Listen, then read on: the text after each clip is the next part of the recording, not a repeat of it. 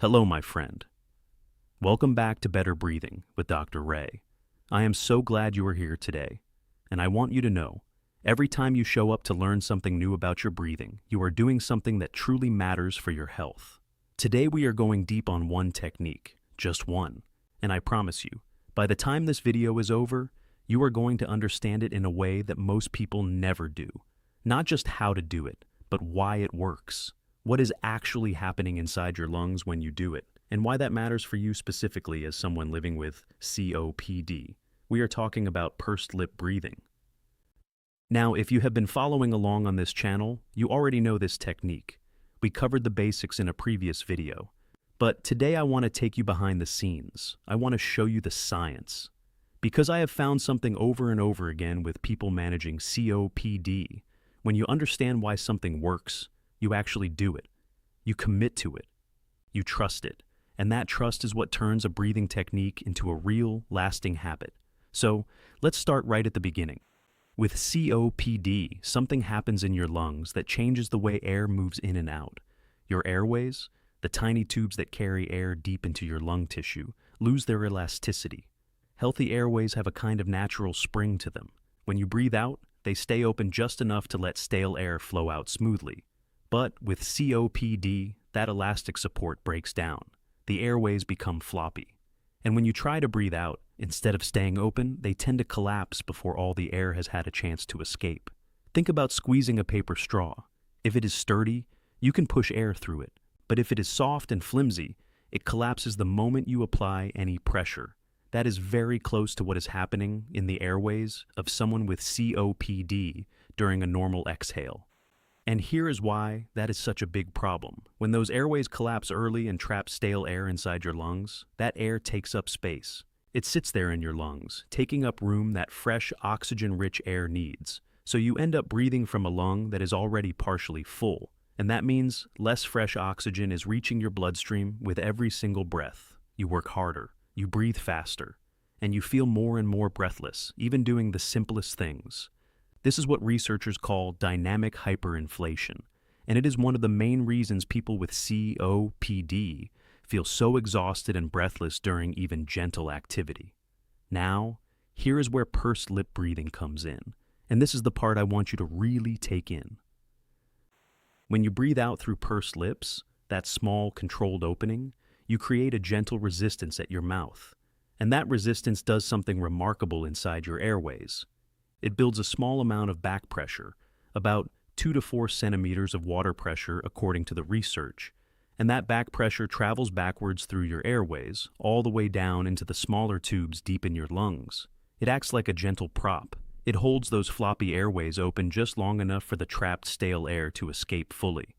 More stale air out, more room for fresh air in, and more oxygen reaching your blood with every breath. The science backs this up clearly. Studies published in peer-reviewed journals have found that pursed lip breathing significantly reduces breathing rate, from around 20 breaths per minute down to between 12 and 15.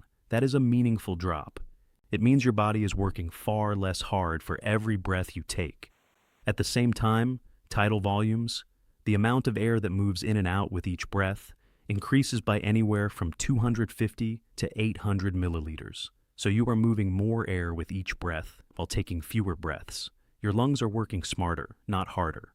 Oxygen saturation improves by around 3%, and carbon dioxide levels in the blood drop by roughly 5%, meaning your body is exchanging gases more efficiently.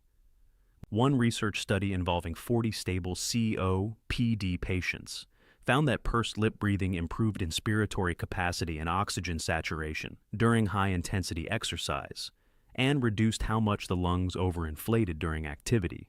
That means less air trapping, less heaviness in the chest, more endurance, better quality of life. And here is something I find particularly beautiful about this technique. Researchers first noticed it not because a doctor invented it, but because emphysema patients were doing it on their own, instinctively, without anyone teaching them. Their bodies had figured out that breathing out through pursed lips made the breathlessness easier to bear. The science simply explained what the body already knew.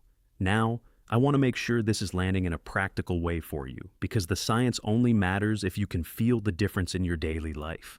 Think about the moments during your day when breathlessness tends to hit, walking from one room to another, getting up from a chair, carrying something light from the kitchen, climbing even just a few steps. These are the moments where your airways are under the most pressure and where dynamic hyperinflation tends to kick in fastest. Pursed lip breathing is your tool for exactly those moments, before the activity, during it, and after it. Even 30 seconds of pursed lip breathing after climbing stairs can help your body recover meaningfully faster than just waiting for the breathlessness to pass on its own. Here is how to do it, nice and slow. Sit comfortably with your back supported and your shoulders relaxed. Let them fall away from your ears. Unclench your jaw. Let your body settle. Breathe in gently through your nose for 2 counts. 1, 2, just a natural, comfortable breath. No forcing. Now, pucker your lips as if you're about to whistle or blow out a single candle from a distance. Keep it gentle. Breathe out slowly and steadily through those pursed lips for 4 counts. 1, 2, 3, 4.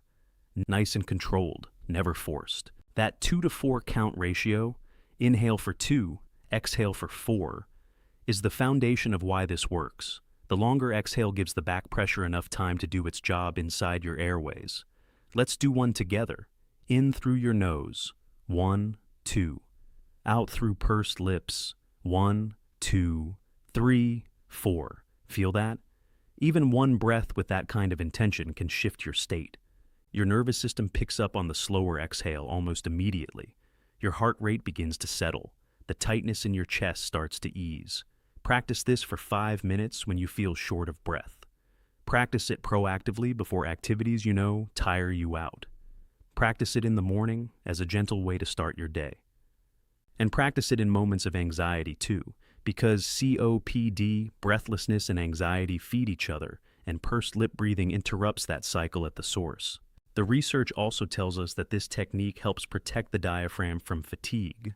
When your airways are collapsing and your body is struggling to breathe, your diaphragm takes a beating. Pursed lip breathing reduces the strain on that muscle, which means it has more capacity to support you through the rest of your day. Every breath becomes a little more sustainable. And here's the thing about consistency. The more you practice pursed lip breathing, the more natural it becomes. Your body begins to adopt it as a default pattern, especially during exertion. People who practice it regularly report that the technique starts happening automatically during activity, without conscious effort. That is the goal. That is when it becomes truly life-changing. Before I let you go, I want to make sure you have something that will help you practice this every single day in a simple, structured way. It is called the 30-Day Breathing Tracker, and it is completely free.